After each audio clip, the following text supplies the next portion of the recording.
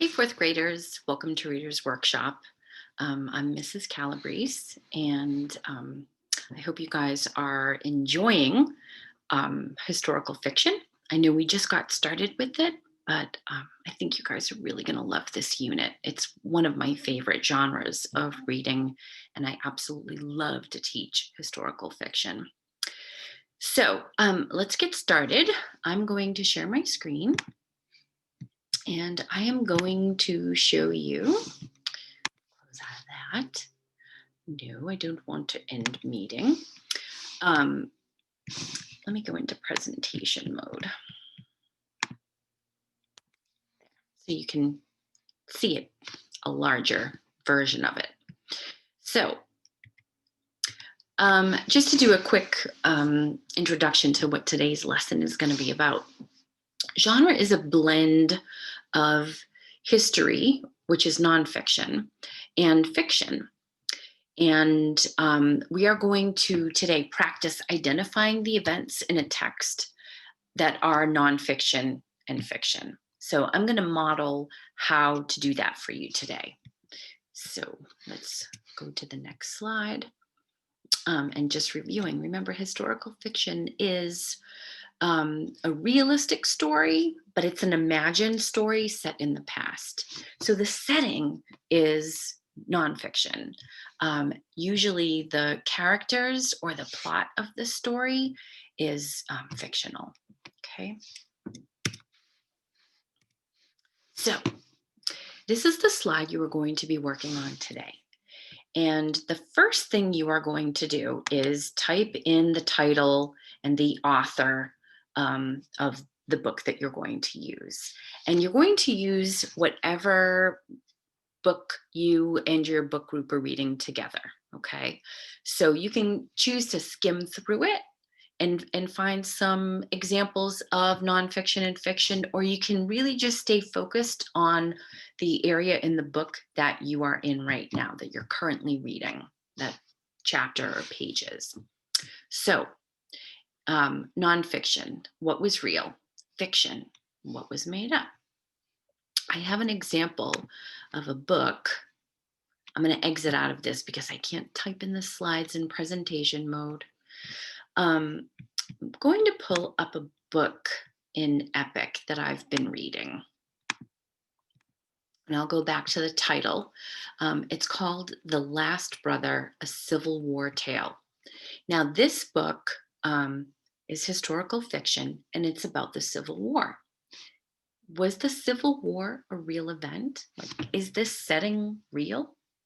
Absolutely. The Civil War did take place. So I'm going to jump right back to my slide,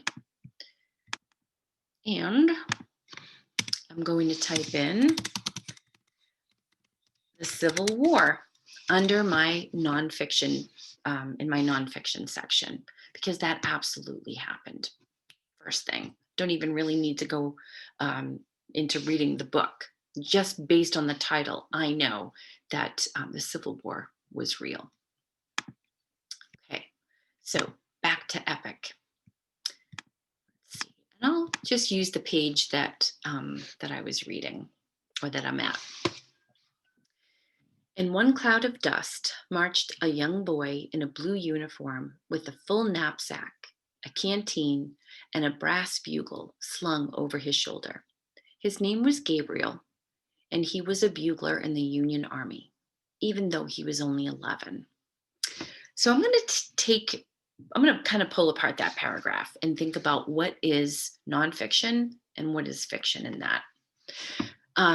I know, using my schema, my background knowledge, what I already know about the Civil War is, yes, the Union soldiers did wear blue uniforms.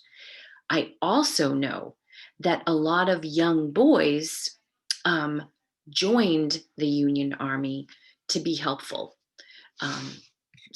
And a lot of them were buglers because they couldn't really fight because they were too young, but they wanted to participate in some way. So back to my nonfiction section, I'm going to write blue uniform.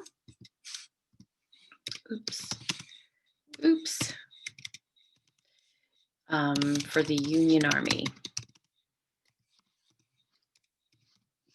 Okay, blue uniform for the Union Army.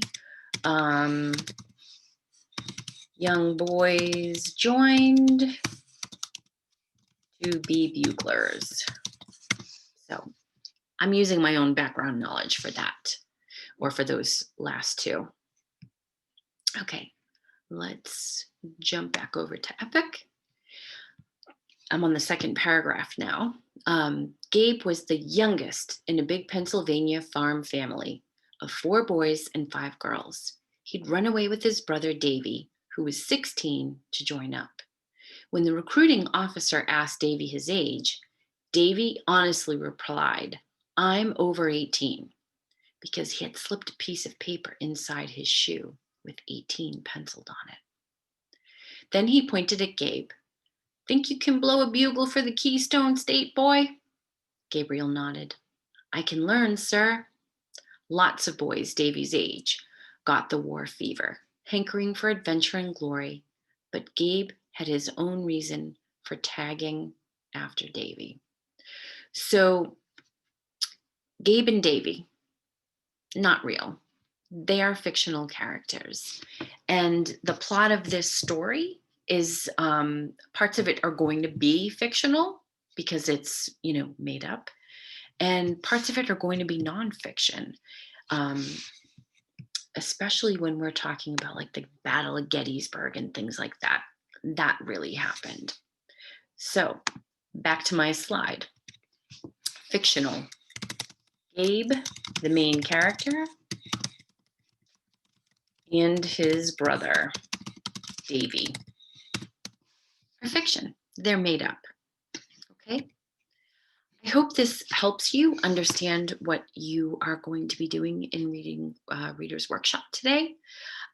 So you're going to be reading your reading group book, looking for nonfiction and fictional events or facts, non-facts, and kind of just sort through things, divide them up. So that way you're really thinking about the representation of nonfiction or history and the representation of fiction.